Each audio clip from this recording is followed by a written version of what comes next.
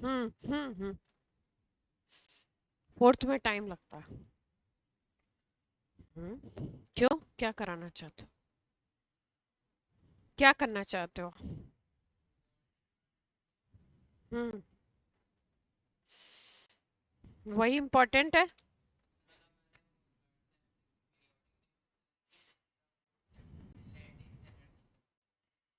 हाँ, तो शुरू में वही है।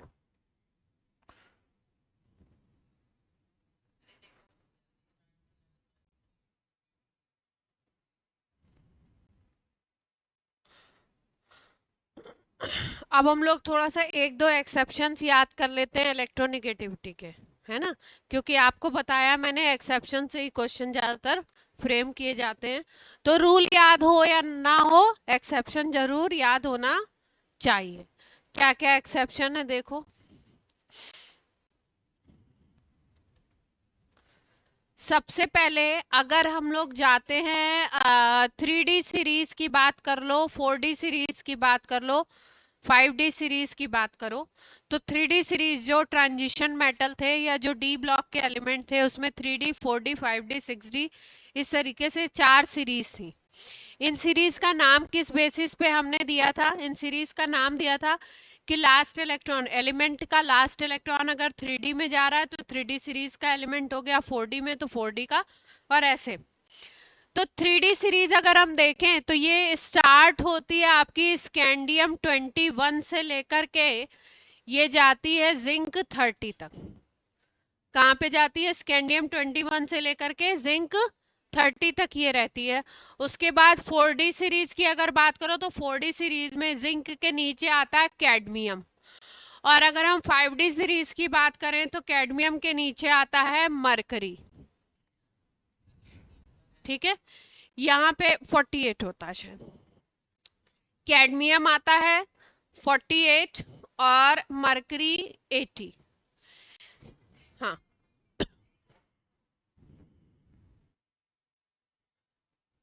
इस बात का कोई मतलब था यहाँ पे? हाँ।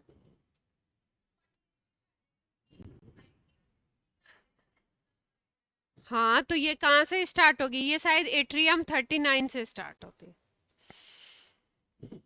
अभी बता देते हैं, अभी बता दे। चिल चिल, जो बताना चाह रहे हैं पहले वो बताने दो।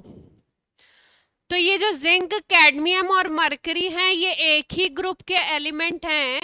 और टॉप टू बॉटम में अगर आप जा रहे हो तो आपको मैंने क्या बताया? टॉप टू बॉटम में इलेक्ट्रोनिगेटिविटी डाउन होती है या इलेक्ट्रोनिगेटिविटी बढ़ती है? कम होगी या इंक्रीज होगी? टॉप टू बॉटम में इलेक्ट्रोनिगेटिविटी डिक्रीज करती है, पक्का? सब लोग सोच के बताइए, ऑनलाइन ऑफलाइन। डिक्रीज करती है। ठीक है, तो होना चाहिए क्या? डिक्रीज आइडियली यहाँ पे। लेकिन एक्सेप्शन में याद रखेंगे, यहाँ पे जिंक, कैडमियम, मरकरी में जब नीचे की तरफ इन तीनों एलिमेंट में जाएंगे तो यहाँ पे इलेक्ट्रोनिगेटिविटी इंक्रीज करती है। ये एक्सेप्शन है, याद रख लेंगे। इस केस में इलेक्ट्रोनिगेटिविटी क्या होती है? इंक्रीज करती है। वैसे जहाँ जनरली क्या होता है, टॉप टू बॉटम में जाओगे तो क्या होगा? ग्रुप में इंक्रीज करेगी इलेक्ट्रो डिक्रीज करेगी, लेकिन यहाँ पे क्या होती है? इंक्रीज करती है इलेक्ट्रोनिगेटिविटी। इसका मतलब जिंक से ज्यादा होगी इलेक्ट्रोनिगेटिविटी किसकी? कैडमियम की। कैडमियम से ज्यादा किसकी होगी? मरकरी की। अब सेकंड एक्सेप्शन की बात करें, इलेक्ट्रोनिगेटिविटी के एक्सेप्शन है ये। सेकंड एक्सेप्शन में है थर्ड ए के element aluminium to gallium. Third A के एलिमेंट अगर हम लोग लेते हैं थर्ड ए के, तो थर्ड ए का मतलब मॉडर्न पीरियोडिक टेबल में हम बोलते हैं 13 ग्रुप के एलिमेंट। 13 ग्रुप में कौन था? ये थे बैगन, आलू, गाजर इन थैला, boron, aluminium, gallium, indium, thallium. तो एल्युमिनियम टू गैलियम अगर जाओ आप, टॉप टू बॉटम में क्या रूल है कि टॉप टू बॉटम में इलेक्ट्रोनिगेटिविटी को क्या होना चाहिए? डिक्रीज होना चाहिए। लेकिन यहाँ पे भी हम देखते हैं एल्युमिनियम टू गैलियम, केवल ये एल्युमिनियम टू गैलियम इंक्रीज होती है। इलेक्ट्रोनिगेटिविटी को EN लिख रही हूँ, EN क्या होता है, इंक्रीज होता है। यही है एक्सेप्शन इसमें थर्ड वाले में। बाकी में सही चलेगा, इसमें इनमें क्या होगा, गड़बड़ है। अच्छा एक मिनट,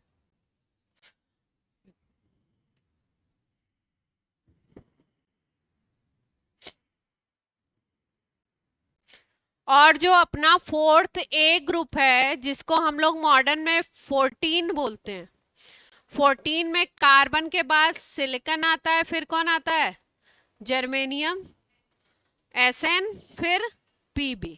ठीक है, अगर हम लोग यहाँ से कार्बन को छोड़ दो, सिलिकॉन से नीचे की तरफ जाएं, तो सिलिकॉन से नीचे की तरफ जाने पे इलेक्ट्रोनिगेटिविटी क्या होनी चाहिए थी, डिक्रीज होनी चाहिए थी, है ना।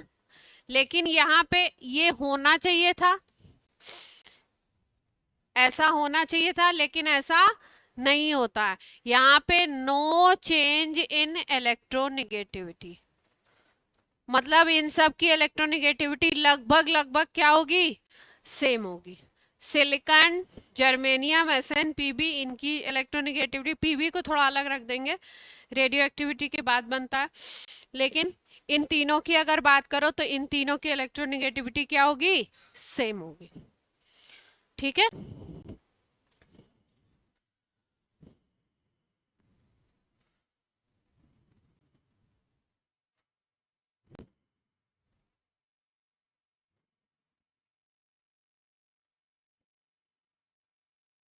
अब देखो, जैसे बात की जाए ऑक्साइड के नेचर की, कई बार आपसे क्वेश्चन पूरी पीरियोडिक टेबल में कुछ क्वेश्चन नहीं पूछते हैं शुरू से अंत तक, लास्ट में जाकर के आपसे पूछ लेते हैं ऑक्साइड का नेचर कैसा है, कौन सा ऑक्साइड एसिडिक होगा और कौन सा ऑक्साइड बेसिक होगा।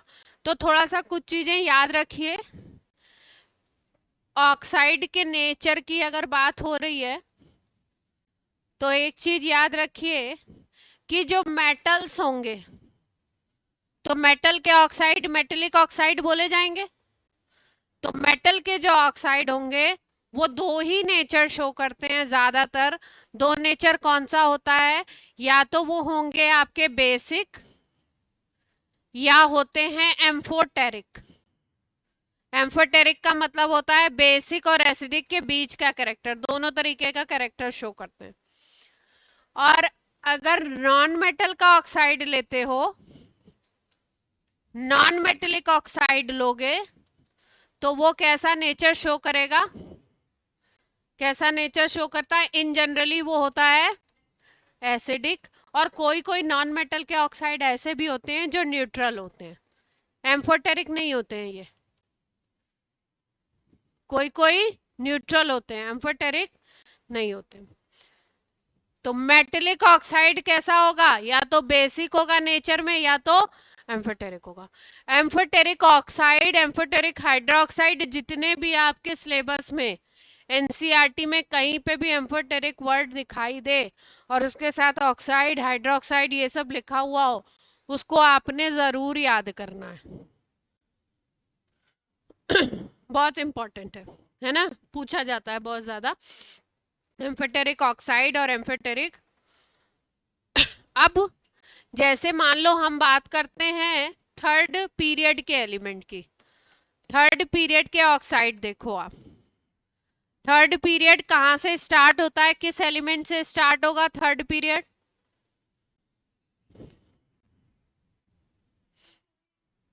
सोडियम से स्टार्ट होगा। थर्ड पीरियड कहाँ से स्टार्ट होगा, सोडियम से।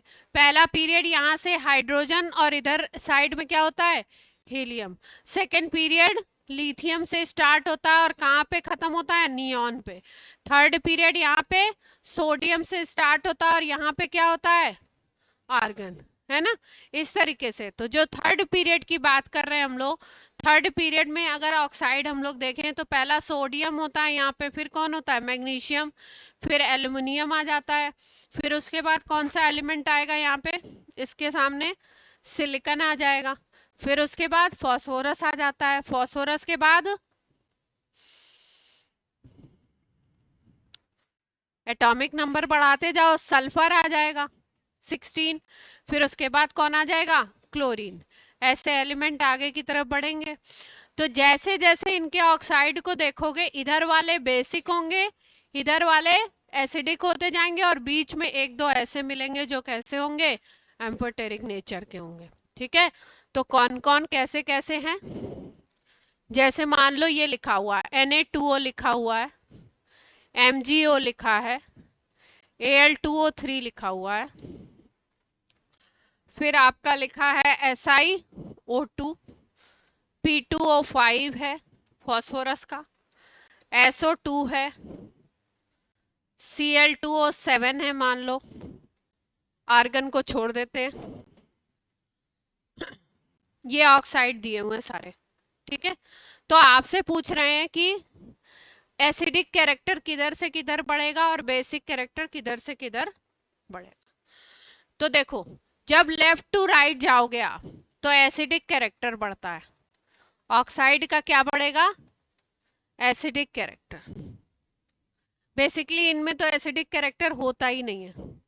अगर किसी को आप एसिड कह रहे हो उसका मतलब उसमें बेस कैरेक्टर नहीं है या जीरो है ना। लेकिन आप उसको ये बोल सकते हो कि इसमें एसिडिक कैरेक्टर ज्यादा है और बेसिक कैरेक्टर कम है ना। तो यहाँ पे अगर देखो तो ये ऑक्साइड बेसिक होता है, ये ऑक्साइड आपका बेसिक होता है, तो इसमें एसिडिक कैरेक्टर होगा ही नहीं। ये जो बीच वाला आता है Al2O3, ये ऑक्साइड आपका एम्फोटेरिक होता है। ये बेसिक है, ये बेसिक है, ये कैसे हैं, एम्फोटेरिक है, और आपके ये इसके बाद वाले जो आते हैं ऑक्साइड, ये सब एसिडिक होते हैं। ये कैसे ऑक्साइड होते हैं, एसिडिक। इसका मतलब कैरेक्टर कैसे चेंज हो रहा है, शुरू में बेसिक है, फिर बीच में एम्फोटेरिक नेचर आ रहा है, फिर लास्ट में जाते हैं तो कौन सा नेचर आ जाता है, एसिडिक। इसका मतलब लेफ्ट टू राइट में एसिडिक कैरेक्टर बढ़ेगा, बेसिक कैरेक्टर कम होगा। अगर इन जनरल बोला जाए तो लेफ्ट टू राइट में एसिडिक कैरेक्टर क्या होगा, इंक्रीज करेगा, और बेसिक कैरेक्टर क्या होगा, डिक्रीज करेगा। इतनी बात सबको समझ में आती है।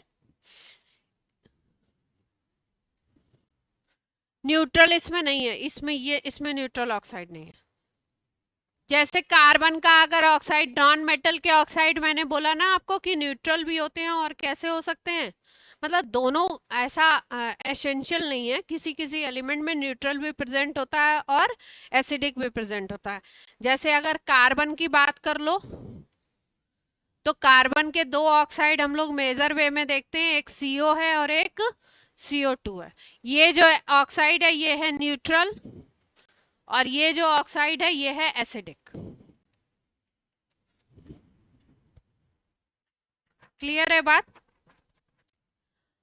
अब मान लो आप नॉन मेटल, एक ही नॉन मेटल के ऑक्साइड को कंपेयर करना चाहते हो। जैसे मान लो Cl के ऑक्साइड हैं, एक ClO है, एक ClO2 है, एक Cl2O3 है, एक मान लो Cl2O7 है।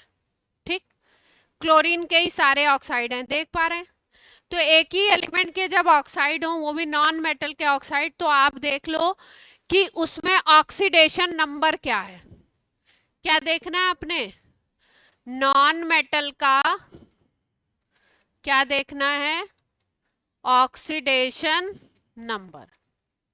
जैसे जैसे नॉन मेटल का ऑक्सीडेशन नंबर बढ़ेगा वैसे वैसे उसका एसिडिक नेचर बढ़ेगा। क्या बढ़ेगा, नॉन मेटल का अगर आप ऑक्सीडेशन नंबर बढ़ाते जाते हो तो क्या बढ़ता जाएगा, उसका एसिडिक नेचर, एसिडिक कैरेक्टर उसमें बढ़ता जाएगा। अगर इस केस में हम लोग लेफ्ट टू राइट देखें तो ClO में कितना ऑक्सीडेशन नंबर है अंशुल, Cl का, Cl2O ले लो, नॉट ClO, Cl2O में Cl का oxidation number, oxidation number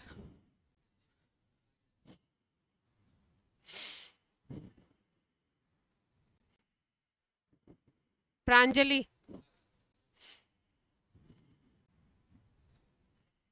Manvendra, Cl2O में Cl का ऑक्सीडेशन नंबर बताना है आपने, ऑनलाइन ऑफलाइन कोई भी बता सकता है। -1, हाँ, और +1 और +1 और अंशुल एक्सप्लेन करो कैसे +1, जल्दी से बताओ, पकड़ो, तुम करो जो करो, बोलो जल्दी कैसे +1, +1 कैसे हुआ, जल्दी से बताओ कैसे हुआ, कैसे निकाला, ये पूछ रही हूँ।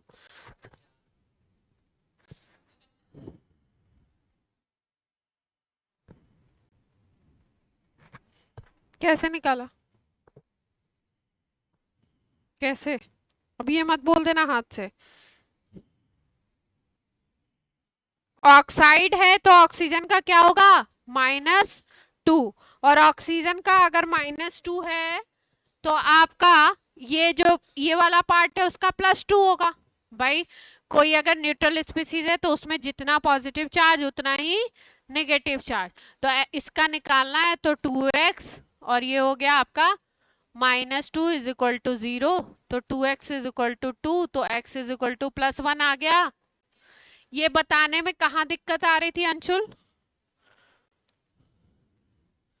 क्या प्रॉब्लम था, इतनी बेसिक सी चीज नहीं आएगी तो क्या होगा, यहाँ पे +1 है, यहाँ पे निकालोगे तो आ जाएगा +4, यहाँ पे निकालोगे तो आ जाएगा कितना +3, यहाँ पे निकालोगे तो कितना आएगा +7, ठीक है। तो जैसे जैसे ऑक्सीडेशन नंबर बढ़ेगा वैसे वैसे एसिडिक नेचर बढ़ेगा, तो इनको अगर एसिडिक कैरेक्टर की बेसिस पे अरेंज करना है तो सबसे कम किस में होगा, सबसे कम एसिडिक कैरेक्टर जिसमें ऑक्सीडेशन नंबर क्लोरीन की सबसे कम, तो कौन सा है, Cl2O, Cl2O में सबसे कम, फिर Cl2O3 बन जाएगा क्योंकि इसमें +3 है, फिर उसके बाद ClO2 बन जाएगा, फिर Cl2O7, कंपेयर कर लेंगे।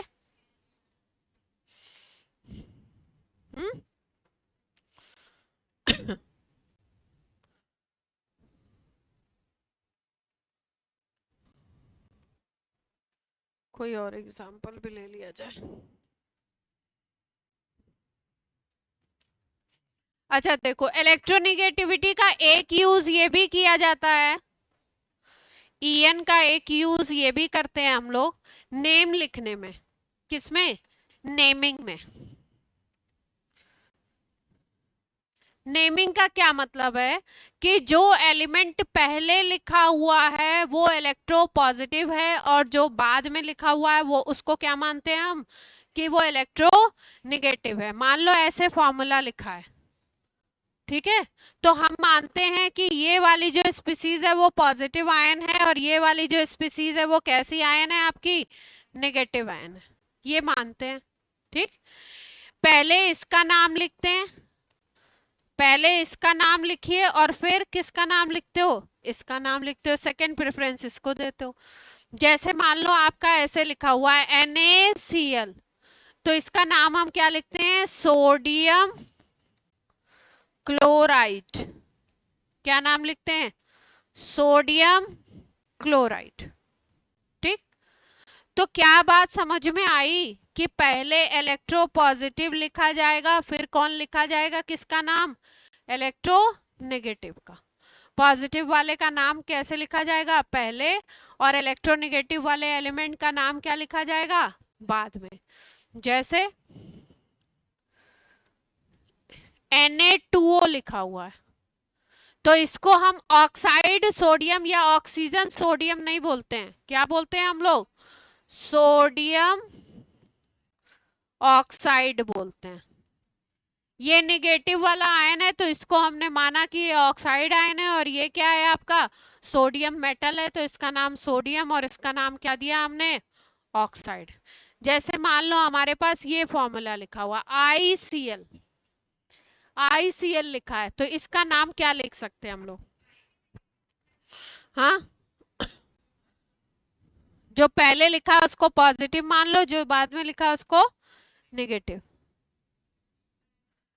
तो क्या नाम लिख दें इसका? Iodine chloride. ठीक है, जैसे ये लिखा हुआ है OF2,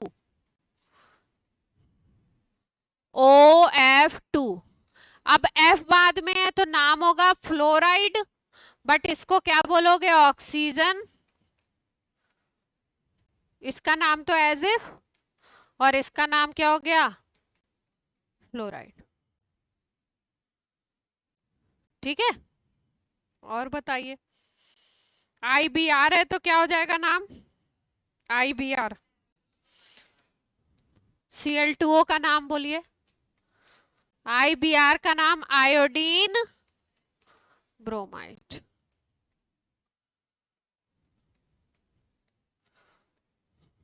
मानते हैं, ऐसा मानते हैं कि जो फॉर्मूला लिखा है उसमें पहला जो है वो पॉजिटिव है और दूसरा कैसा है? नेगेटिव। तो पहले वाले का नाम पहले, बाद वाले का नाम बाद में। तो ये क्लोरीन ऑक्साइड है, क्लोरीन ऑक्साइड है, लेकिन दो क्लोरीन है तो इसको हम लिखते हैं डाई क्लोरीन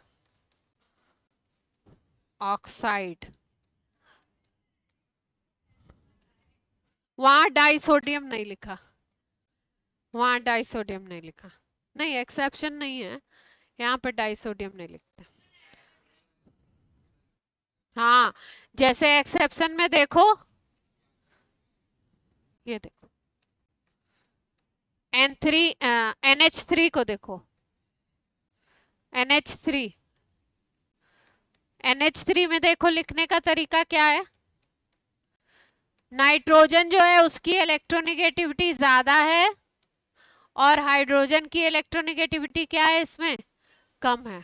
पहले किसको लिखा गया है? नाइट्रोजन को लिखा गया है, फिर किसको लिखा गया है? हाइड्रोजन को, है ना? तो अपोजिट हो गया ना, पहले हमने किसको लिख दिया? जिसकी इलेक्ट्रोनेगेटिविटी ज्यादा थी, और फिर बाद में फॉर्मूला में किसको लिखा है हमने? जिसकी इलेक्ट्रोनेगेटिविटी कम है। इन जनरली कैसे लिखा जाता है? इन जनरली कैसे लिखते हैं कि आपका जिसकी कम है इलेक्ट्रोनेगेटिविटी वो फॉर्मूला में पहले आता है और जिसकी ज्यादा है वो बाद में आता है। ठीक है,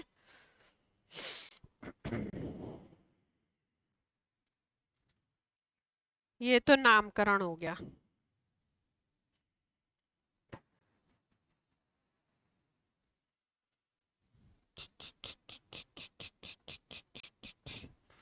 कुछ खास अच्छी सी कोई बात हो, एसिडिक और बेसिक बताते हैं आपको।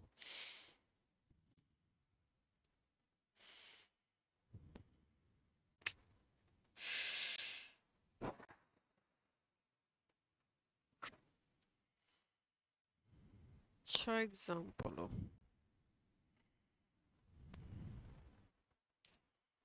देखो इस चैप्टर में भी और बॉन्डिंग वाले चैप्टर में भी ये कुछ टर्म आएंगे, वहां पे हम आपको इनको डिफाइन भी करेंगे। यहाँ पे आप मोटी मोटी बात समझ लीजिए कि कुछ टर्म आएंगे, इनको कंपेयर करना होगा आपको। जैसे एक आएगा term bond length, bond angle तो उसी में आएगा। एक टर्म आएगा बॉन्ड एनर्जी, ठीक है। एक टर्म आएगा बॉन्ड स्टेबिलिटी,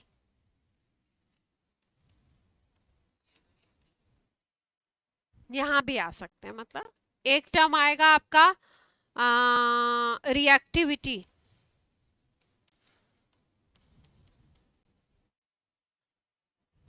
ठीक है। Bond length, bond energy and reactivity, ठीक। तो बॉन्ड लेंथ और बॉन्ड एनर्जी का ध्यान रखिए कि बॉन्ड लेंथ और बॉन्ड एनर्जी अपोजिट चलते हैं। कैसे चलते हैं? अपोजिट। जिसका बॉन्ड लेंथ ज्यादा होगा उसकी बॉन्ड एनर्जी क्या होगी? कम होगी, वो उतना ही स्ट्रांग बॉन्ड होगा। दो चीजों के बीच में अगर बॉन्ड ज्यादा स्ट्रांग है तो फोर्स ऑफ अट्रैक्शन ज्यादा है, तो वो ज्यादा पास पास होंगे, तो उनके बॉन्ड का लेंथ क्या होगा? बॉन्ड लेंथ यही तो है बीच वाली लेंथ, तो बॉन्ड लेंथ क्या होगी, कम हो जाएगी। और जब उनके बीच का फोर्स ऑफ अट्रैक्शन कम है तो बॉन्ड एनर्जी भी कम है, तो वो दूर दूर होंगे, और दूर दूर होंगे तो उनका बॉन्ड लेंथ क्या होगा, बड़ा हो जाएगा।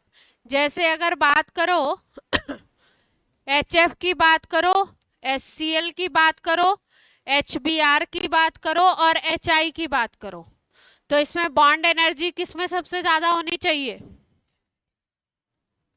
हाइड्रोजन और फ्लोरीन, हाइड्रोजन और क्लोरीन, हाइड्रोजन और ब्रोमीन, हाइड्रोजन और आयोडीन। इसमें सबसे ज्यादा इलेक्ट्रोनेगेटिविटी फ्लोरीन की होती है, मतलब इलेक्ट्रॉन को पुल करने की पावर सबसे ज्यादा इसी में है। फिर क्लोरीन की है, फिर किसकी है, ब्रोमीन की, फिर आयोडीन की। मतलब ये इलेक्ट्रॉन को पुल बहुत तेजी से करेगा, तो फोर्स ऑफ अट्रैक्शन क्या होगा, ज्यादा होगा। अगर फोर्स ऑफ अट्रैक्शन फ्लोरीन के केस में ज्यादा है तो यहाँ पे क्या होगा, बॉन्ड एनर्जी सबसे ज्यादा।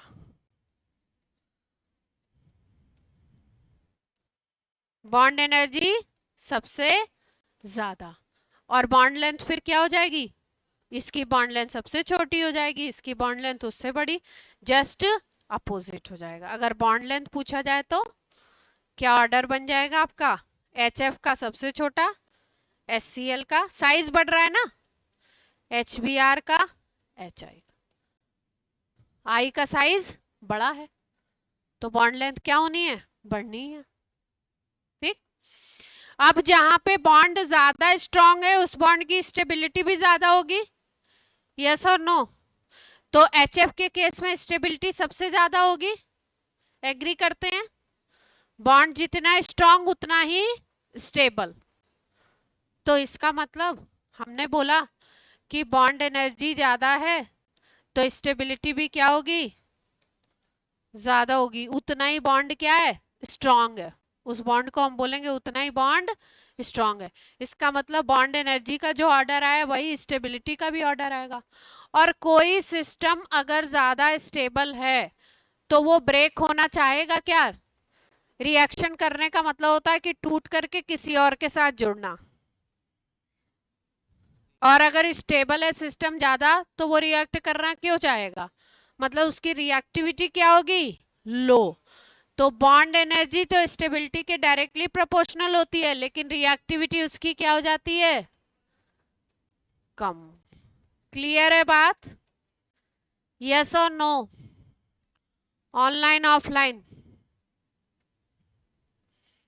तो अगर ओवरऑल में देखो तो तुमको ऑर्डर क्या मिल गया, अगर एक लाइन याद है आपको कि बॉन्ड एनर्जी स्टेबिलिटी के डायरेक्टली प्रोपोर्शनल और रिएक्टिविटी का ऑर्डर पूछा है, तो जो बॉन्ड एनर्जी का ऑर्डर है उसका अपोजिट कर दीजिए, और बॉन्ड लेंथ क्या हो जाएगी, बॉन्ड लेंथ भी अपोजिट है ना, बॉन्ड एनर्जी के जस्ट अपोजिट बॉन्ड लेंथ था, इसका मतलब बॉन्ड लेंथ और रिएक्टिविटी क्या होंगे, डायरेक्टली प्रोपोर्शनल होंगे। ये बात क्लियर है, ये लाइन याद रख लेंगे पक्का। चलो एक ही सवाल ही बता दीजिए।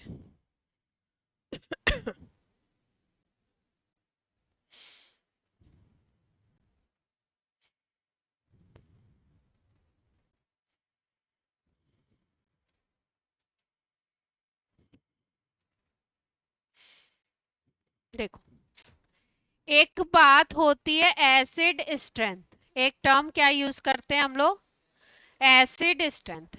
एसिड स्ट्रेंथ में मोटी मोटी कंपैरिजन आएगा, 2 केस दिए हैं, 4 केस दिए हैं, कौन ज्यादा अच्छा एसिड है, कौन गंदा एसिड है, स्ट्रेंथ किसकी ज्यादा है वो अच्छा एसिड हो गया, जिसकी स्ट्रेंथ कम है वो गंदा एसिड।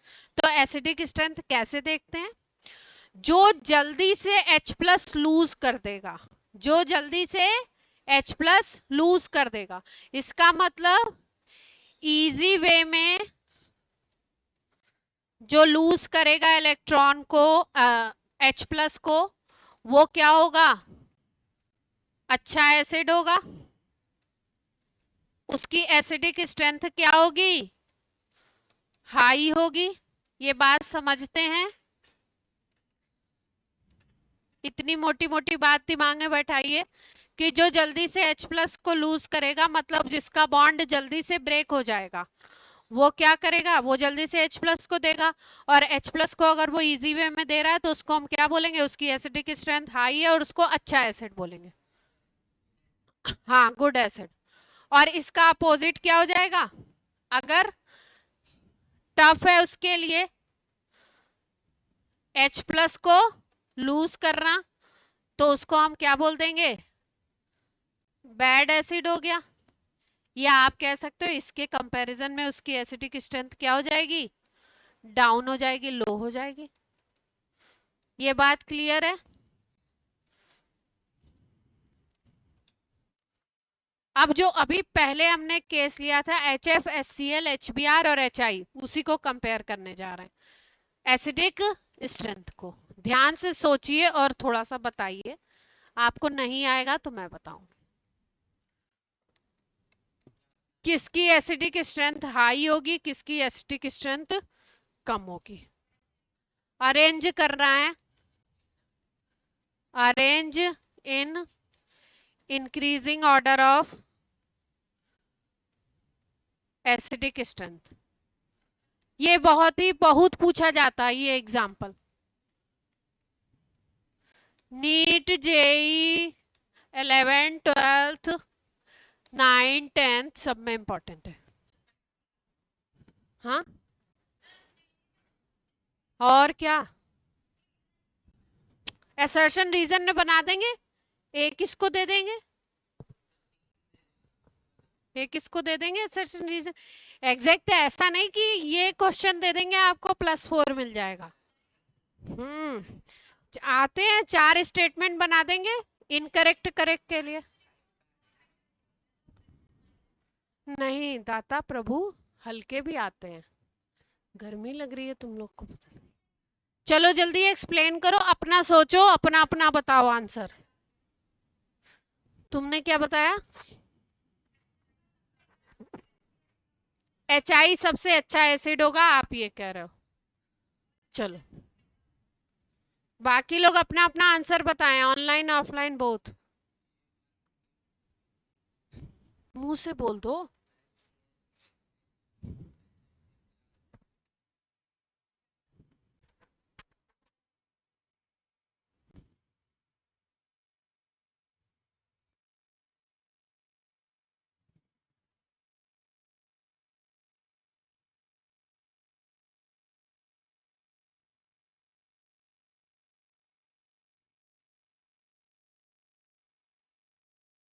चलिए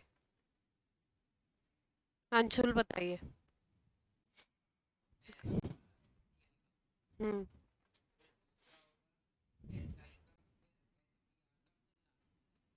लास्ट में HF क्यों आ रहा है, इसकी सबसे अच्छा।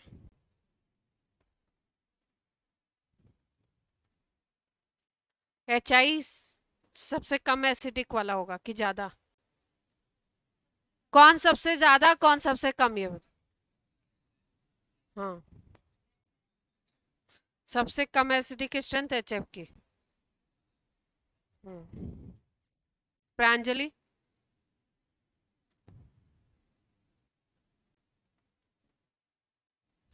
क्या कह रही है, सोच रही हो, अच्छा। उद्धव चलो बताओ, सबसे अच्छा एसिड कौन सा है, बस उसका नाम बता दो, क्या लगता है आपको।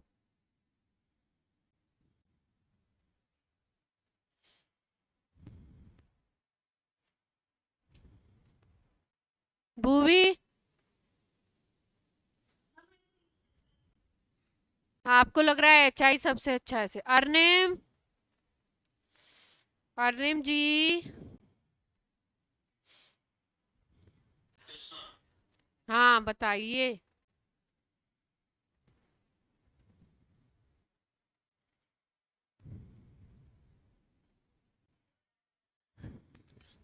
अरनिम बताओ कहाँ हो,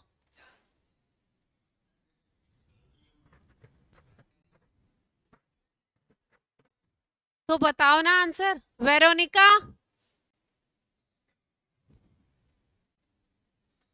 वेरोनिका का तो लग रहा है कुछ नेटवर्क प्रॉब्लम आ रही है, जा रही है। हाँ,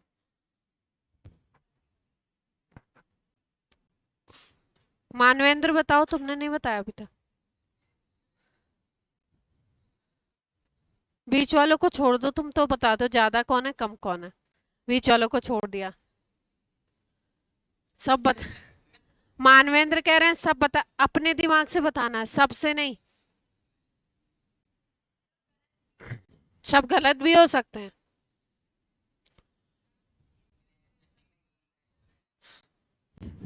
हैं? मैम इतना पूछ रही तो मतलब गलत भी हो सकता है।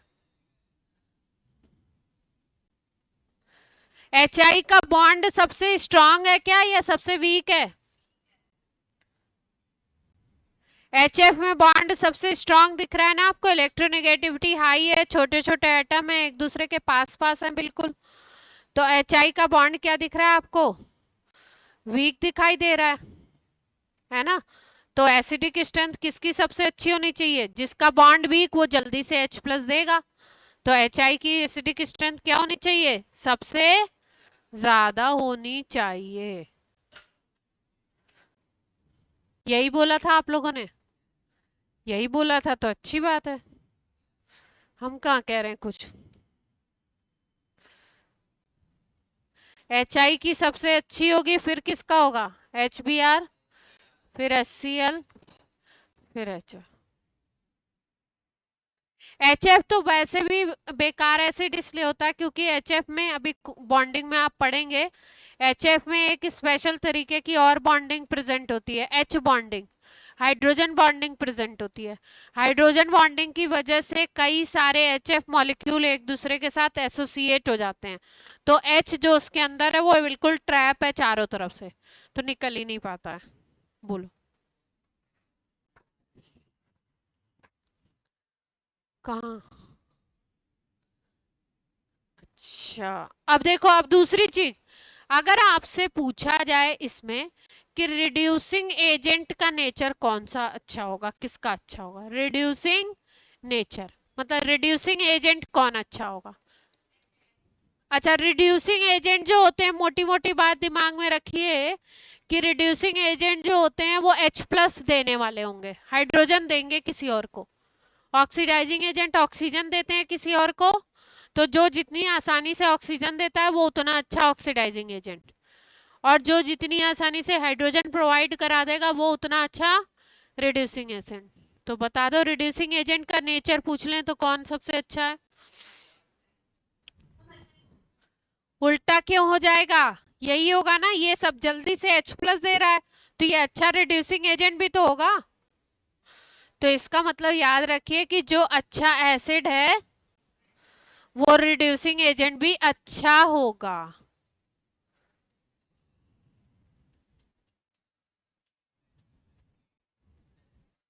बात क्लियर है क्या? एक्सेप्शन हर जगह होते हैं।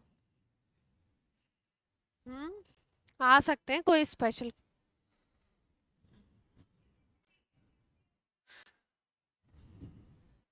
तो रिड्यूसिंग एजेंट नेचर भी क्या होगा? सेम। क्लियर है बात? पक्का?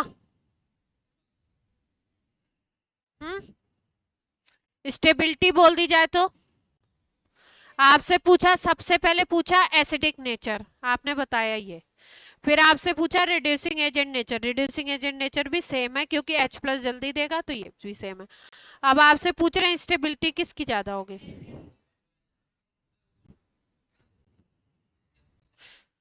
HF की स्टेबिलिटी सबसे ज्यादा होगी क्योंकि वहां बॉन्ड स्ट्रांग है, एक एक हाइड्रोजन बॉन्डिंग और बता दी एक्स्ट्रा, कोवेलेंट बॉन्ड तो था ही था, उसके साथ एक एडिशनल बॉन्डिंग इसमें और है, तो ये इसका स्टेबिलिटी और हो जाएगा। तो इसका मतलब आपसे पूछा जाएगा स्टेबिलिटी ऑर्डर, स्टेबिलिटी ऑर्डर क्या हो जाएगा? अपोजिट हो जाएगा, रिवर्स हो जाएगा, यस और नो? यानी कि HF की स्टेबिलिटी सबसे ज्यादा, फिर HCl की, फिर HBr की। जो देर में टूट रहा है उसकी स्टेबिलिटी ज्यादा है ना, स्टेबल है वो।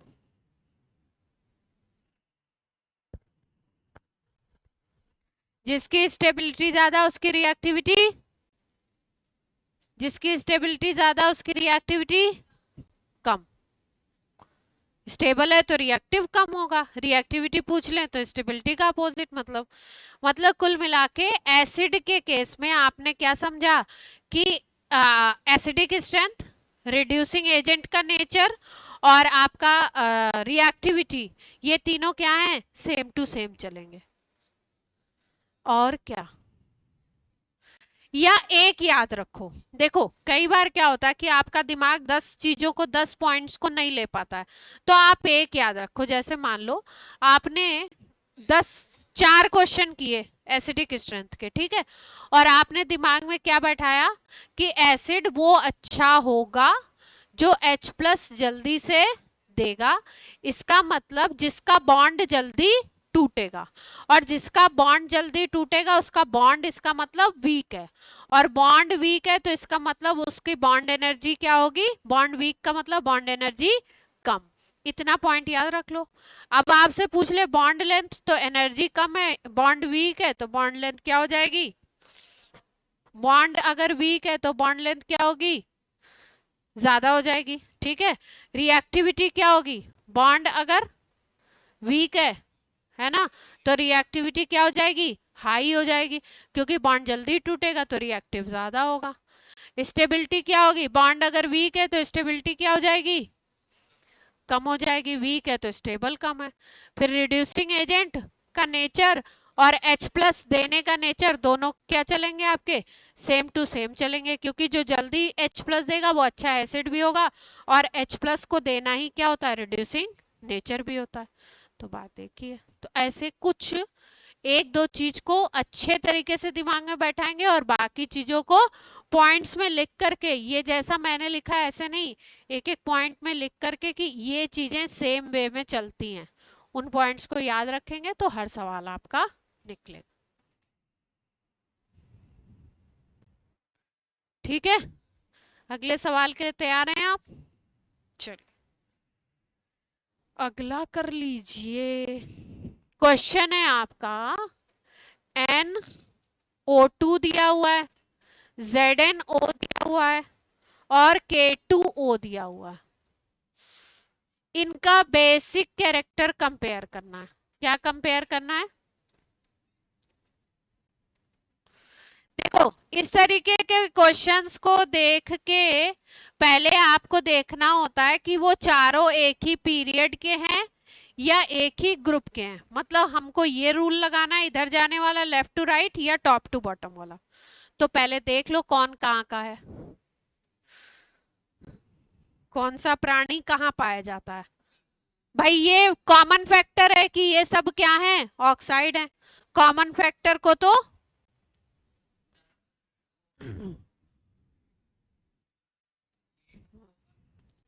देखो, पोटेशियम इधर लेफ्ट में प्रेजेंट होगा फर्स्ट ग्रुप में, है ना, और पीरियड कौन सा है इसका, थर्ड पीरियड है। आपको पता है कि फोर्थ पीरियड है, पक्का। सोडियम थर्ड में होता है ना, नालायकों, तुम पहले सही बोल रहे थे। पोटेशियम फोर्थ पीरियड है और फर्स्ट उसका ग्रुप है। नाइट्रोजन को देखो, नाइट्रोजन कहाँ पे आपका 15 ग्रुप में आता है, और इसका पीरियड अगर हम देखें तो ऊपर की तरफ होता है, ये सेकंड पीरियड है। कौन सा पीरियड है इसका, सेकंड पीरियड।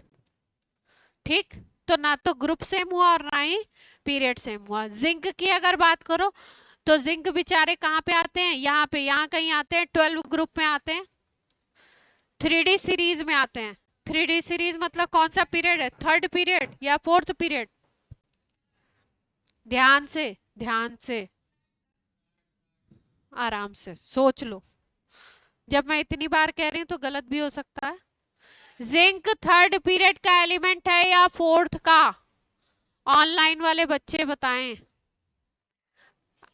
आवाज आ रही है मेरी प्रॉपर,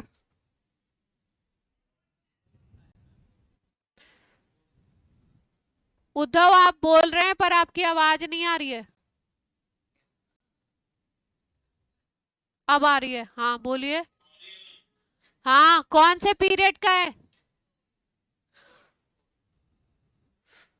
वेरोनिका की भी आवाज नहीं आ रही है, बोली थी फिर।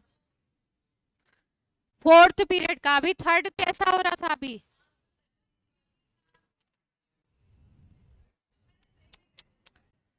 कौन से पीरियड का है? जिंक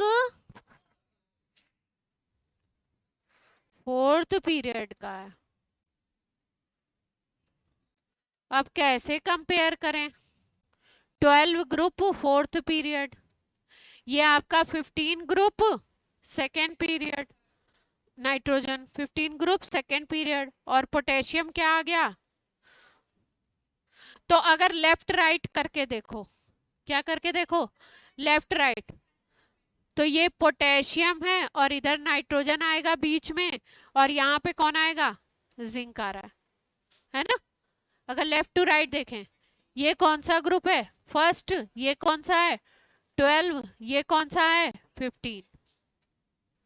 ये ग्रुप नंबर है, तो लेफ्ट टू राइट जा रहे हैं तो क्या होना चाहिए आइडियली?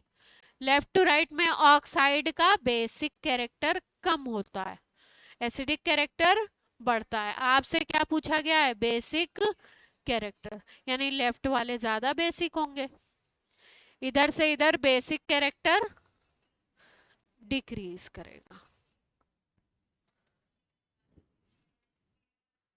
यानी सबसे ज्यादा बेसिक कौन होगा?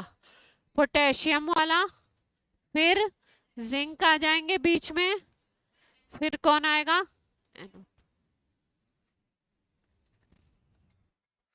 सबको क्लियर है?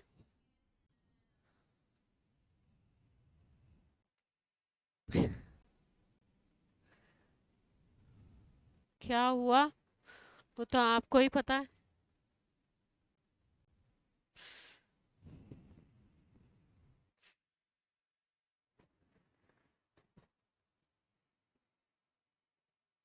अच्छे क्वेश्चन कराएं? अच्छा,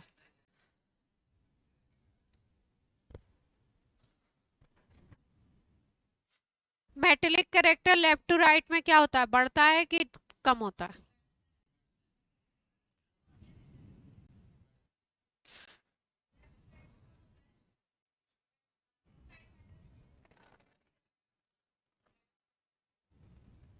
ऑनलाइन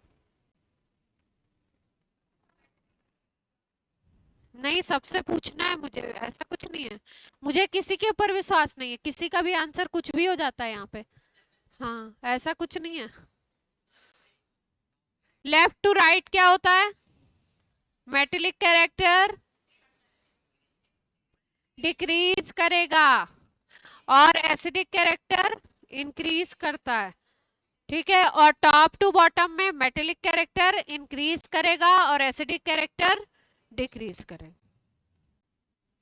इतनी सी बात याद रखनी है, याद तो तुमको सब है।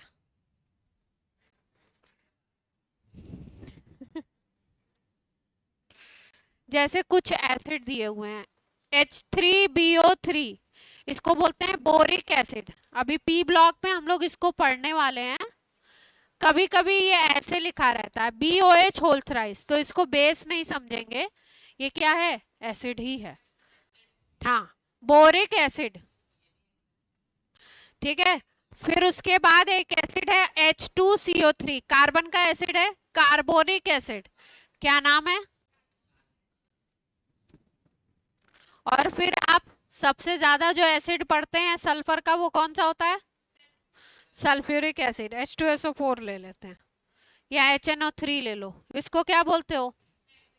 Nitric acid. नाम सबको मालूम रहे होंगे, I hope so.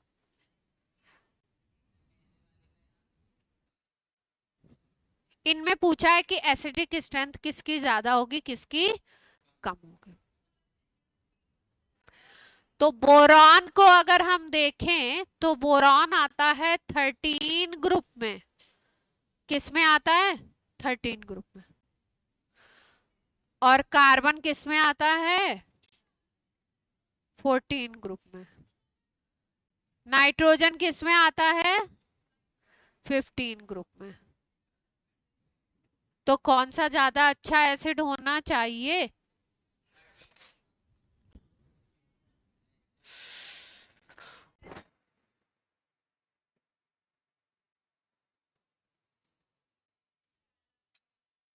Left to right जाएंगे तो एसिडिक स्ट्रेंथ क्या होगी, बढ़ेगी।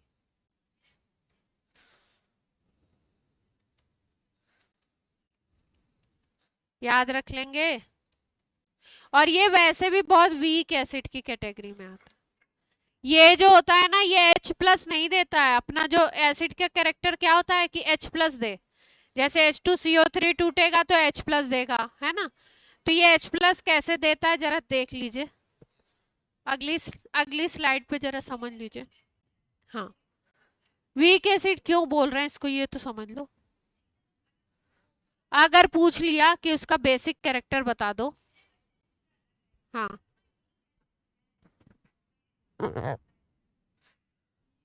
अगर कोई वीक एसिड है तो बेस हो सकता है। हाँ हाँ, फालतू की बातें क्लास में मत किया करो। बायोलॉजी के क्वेश्चंस चार्टा पड़ जाएगा। कोई लड़का लड़की हो सकता है क्या, अंशुल का ये क्वेश्चन है।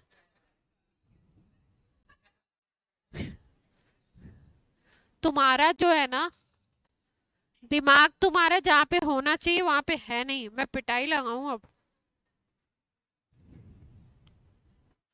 क्वेश्चन इज नॉट बैड, ठीक है। बायो में इसके बहुत सारे आंसर हैं, एडवांस टेक्निक्स आ गई हैं, लेकिन वो मैं अपनी जेई की क्लास में डिस्कस नहीं करना चाहती हूँ। नहीं, आपको मैं बोल रही हूँ कि आपने क्वेश्चन गलत नहीं पूछा, आपने गलत जगह क्वेश्चन पूछा है। आपने बायो भी ले ली है ना, तो अपने बायो टीचर से पूछो, हमसे मत पूछिए। इसने बायो ले ली है, तुम्हें पता नहीं है। H2SO3 and H2SO4, इन दोनों की एसिडिक स्ट्रेंथ को कंपेयर करना है। ये है सल्फ्यूरस एसिड और ये है सल्फ्यूरिक एसिड,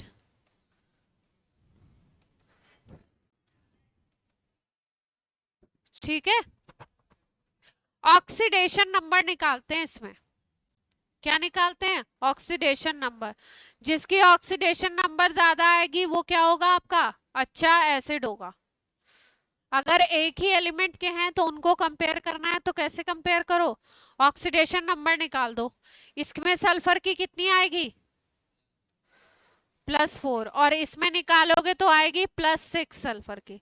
तो जहां ऑक्सीडेशन नंबर ज्यादा वो वाला एसिड क्या होगा, स्ट्रॉन्ग। तो सल्फर का ऑक्सीडेशन नंबर के डायरेक्टली प्रोपोर्शनल क्या हो जाएगा, एसिडिक स्ट्रेंथ। तो अच्छा एसिड कौन हो गया, H2SO4, ठीक है जी। सेम एलिमेंट में कंपेयर करेंगे, जैसे HCl। इस ये केस बहुत पूछा गया, अगला जो मैं बताने जा रही हूँ ये पूछा गया है, इंपॉर्टेंट लिख देती हूँ इस पे। HClO, HClO2, क्लोरीन के सारे एसिड हैं, ठीक है। HClO3, HClO4, क्लोरीन के ऑक्सी एसिड बोलते हैं इनको, क्या बोलते हैं इनको, oxy acid. Oxy acids of chlorine ये हैं। इसमें बताना है कौन सबसे अच्छा एसिड होगा, कौन सा, मतलब ऑर्डर बताना है आपने। तो आपको क्या देखना है, आपको क्या देखना है, जब सेम एलिमेंट में कंपेयर कराया जा रहा है तो जो सेम एलिमेंट के ऑक्सीडेशन नंबर है उनको देख लो। जो नॉन नॉन मेटल का क्या देख लो, ऑक्सीडेशन नंबर। हाँ, क्या साफ साफ तुमको दिख रहा है, कैसे।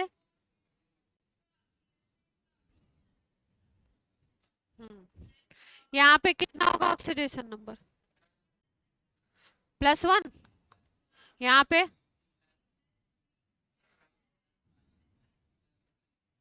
ऑनलाइन वाले बच्चे सबको क्लियर हो रही है बात, तो एसिडिक कैरेक्टर कैसे आ गया? ये वाला इंपॉर्टेंट लिखा है मैंने? हाँ इंपॉर्टेंट। तुम लोग बार बार यही पूछते रहो मुझसे, इंपॉर्टेंट लिख रही हूँ तो। इतना इजी, ये इजी क्यों, देखो इजी क्यों नहीं होता है? इजी है उस वक्त क्या होता है जब आप एग्जाम देते हो तो आपके पास 15 ऑक्सी एसिड तैयार हो जाते हैं, और 15 में 4-5 ऐसे होंगे जो सेम पैटर्न पे नहीं चलेंगे, एक्सेप्शन होंगे। ये तो सेम पैटर्न पे चल रहा है, ऑक्सीडेशन नंबर बढ़ रही है, एसिडिक स्ट्रेंथ बढ़ रही है। तो इसलिए ये इजी क्वेश्चन भी उस समय क्या होता है। इसीलिए जब आपको देखो, कभी आपने अपने कपड़े वपड़े वॉश किए, कभी धोए अपने कपड़े, वॉश किए कभी? है कुछ लोग ऑनलाइन वाले बच्चे, कभी अपने क्लोथ वॉश किए आप लोगों ने? प्रांजलि ने तो नहीं किए, चेहरे से लग रहा है। भूवी, कभी भी अपनी कोई एक ड्रेस वॉश की है क्या? कोई भी ड्रेस जो भी आप पहनते हो, टी शर्ट वॉश किया? उद्धव आपने किया है? अर्निम, अर्निम को देख के तो नहीं लगता है। हाँ। किया है? अच्छा, देखो आप कभी अगर ध्यान दो तो आप वॉश करने के बाद जब उसको फैलाते हैं तो कुछ बच्चे क्या होते हैं, बिल्कुल आलसी होते हैं। आलसी का मतलब उठाया है ना, उसको थोड़ा सा उस पर जहमत थोड़ी सी कर ली कि उसको थोड़ा सा निचोड़ लिया कि थोड़ा सा पानी निकल जाए, वो भी अच्छे तरीके से नहीं निचोड़ेंगे, है ना, और यूं लिया और यूं डाल दिया, ठीक है। अब क्या होता है, कुछ बच्चे ऐसे, कुछ कुछ पर्सनालिटीज ऐसी होंगी, बहुत अच्छे से निचोड़ेंगे, फिर उसके बाद बहुत अच्छे से ऐसे झटका देंगे, और फिर तरीके से फैला के क्लिप क्लिप लगा के एकदम प्रॉपर, ठीक है। तो जब उसको और अगर उसको खुद ही आपको आयरन भी करना हो, तो आप जब उसको आयरन करने बैठोगे तो जिसने वहां पे आलस किया था, पहले स्टेप पे जिसने आलस किया था वॉश करके फैलाने में, उसको सेकंड स्टेप पे क्या होगा, ज्यादा मेहनत लगेगी, है ना। और जिसने वॉश करके फैलाया अच्छे तरीके से और उसके बाद फिर आयरन करने में उसको कम मेहनत लगेगी। तो मोटी मोटी बात समझाने की क्या है कि 11th का जो सिलेबस है उसको तरीके से करते जाइए, बहुत इंपॉर्टेंट है, जेई के लिए 50% कंट्रीब्यूट करता है ये, है ना। और अभी जितना आप मेहनत कर लेंगे इस इन चैप्टर्स पे, 12th में इन चैप्टर्स पे मेहनत करने के लिए उतना टाइम आपको नहीं मिलेगा, फिर 12th का सिलेबस आ जाएगा, फिर एक साथ आपको रिवाइज करके कंसोलिडेट करना होगा सारा। तो आप इस समय जितना अच्छे तरीके से वॉश करके फैलाइए तो प्रेस करने में कम मेहनत लगेगी। अभी आप उठाए आलस कर रहे हैं, ऐसे ही डाल दिया, तो फिर प्रेस करने में क्या होगा, उस समय फिर जान लगानी पड़ेगी। बात समझ गए आप?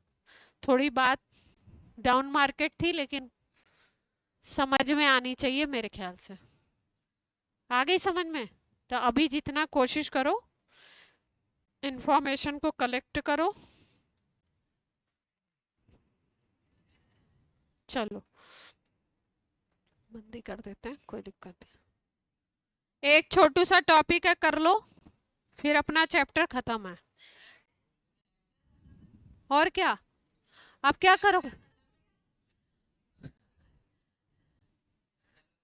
हाँ, क्या क्वेश्चन करा रहे? ये देखो, बोरिक एसिड, बोरिक एसिड अभी बताया ना, H3BO3। तो H3BO3 को अगर हम देखें तो बोला जाता है कि H3BO3 क्या H प्लस देता है क्या? प्रोटोनिक एसिड है क्या? ये प्रोटोनिक एसिड का मतलब जो एसिड H प्लस देता हो।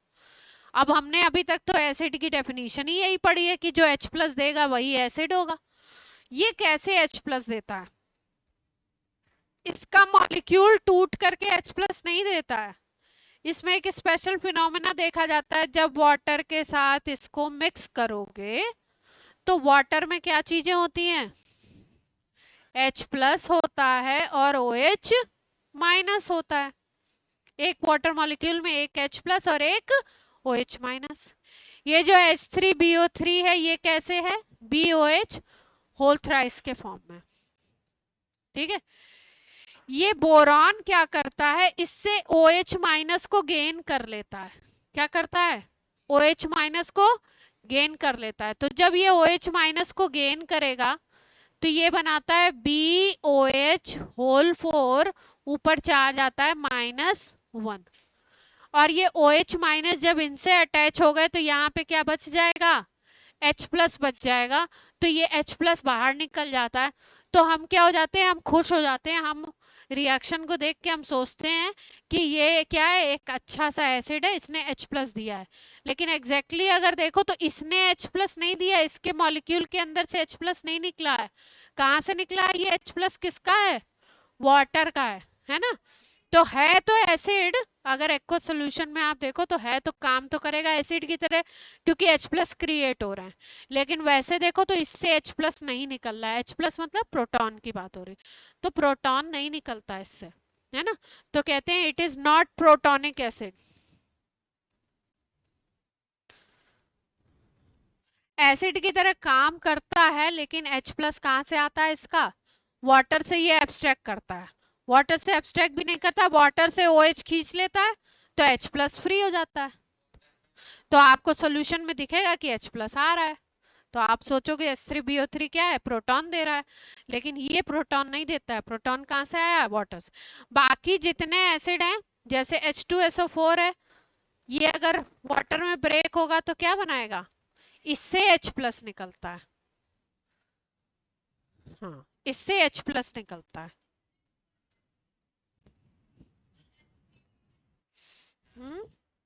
2 2 तुम लोग को विश्वास क्यों नहीं होता,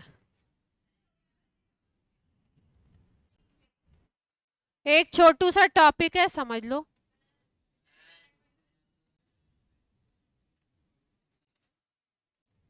क्या हो गया तुम लोग को, 5 बजे तो क्लास स्टार्ट हुई।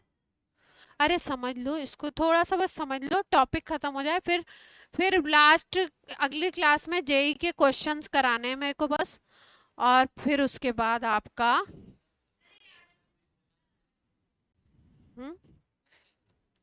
अंशुल नहीं बोल रहा है ये। अरे रिलेशनशिप 2 मिनट का है, पढ़ लो बस, 2 मिनट का है, टॉपिक समझ लो।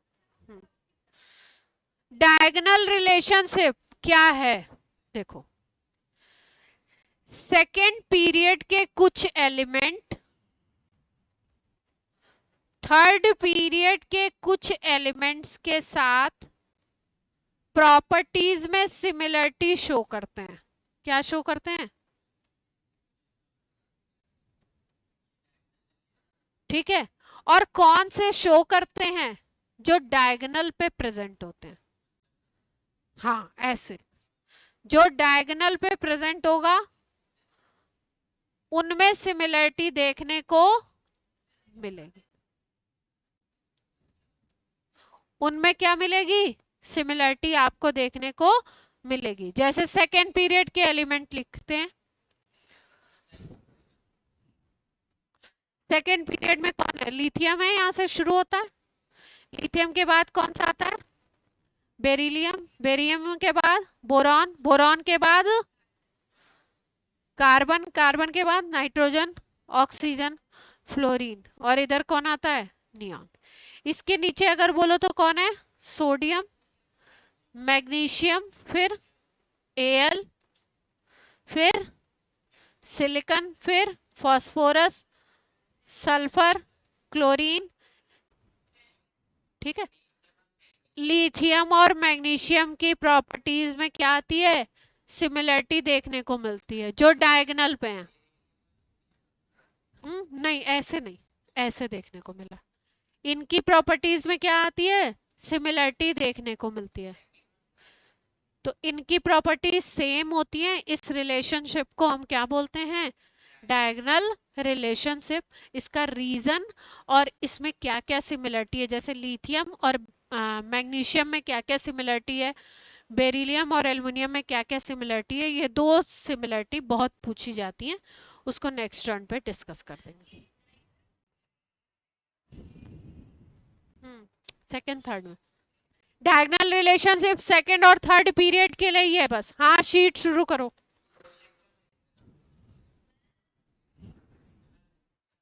पीरियोडिक टेबल के अपलोड नहीं हुए अभी तक लेक्चर? हो चुके हैं। पीरियोडिक टेबल के सर को मैंने बोला है 2 बार। ऑनलाइन बच्चे बाय बाय।